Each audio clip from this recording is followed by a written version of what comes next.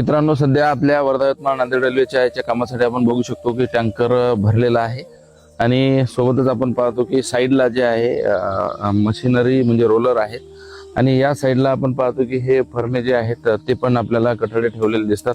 आणि एकंदरीत आता काल जे आपण पाहिलं की काल आपण म्हणजे हर्सुल गांधीनगर त्या भागातली शूटिंग घेतली आणि त्या भागात शूटिंग घेत असताना तिथल्या जे आपल्याला पुलाचं काम आहे ते पूर्ण आपण म्हणजे अरुणावती नदीवरील बघितलं.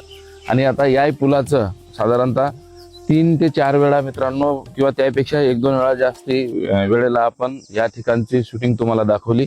आणि आपल्या या वर्धा यवतमाळ नांदेड रेल्वेचं जे आहे दिग्रस तालुक्यातील जे आता पुलाचे काम आहे आणि यामधलं जे पहिलं ग्रामीण भागातलं आपलं स्टेशन असणार आहे दिग्रस तालुक्यातील, तर ते स्टेशन आपलं इथून जे आहे तर ते साधारणतः 15 किलोमीटर दूर आहे.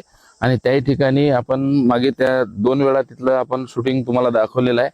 तिथे पण आता पूर्ण ज्याला आपण प्रवासी निवाऱ्याचं शेड वगैरे म्हणू ते पण आलेलं आहे. आणि स्लीपरचा स्टॉक जो आहे, रेल्वे पटरीचा स्टॉक जो आहे तो एक आपल्या दिग्रसच्या स्टेशनला आहे, दुसरा आपल्या वाईगोळ या परिसरामध्ये आहे, आणि तिसरा जो आहे तर तो हर्सुल या ठिकाणी आहे.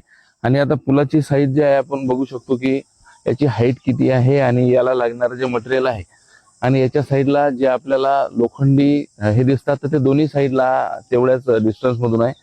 म्हणजे जिथून गर्डर आहे आणि गर्डरवर स्लॅब असतो तर त्याच्या या साईडला हे जे आहेत हे बॅरिकेड त्या ठिकाणी बसवण्यात येतात. आणि इकडे बघू शकतो आपण की या बॅरिकेडच्या माध्यमातून ते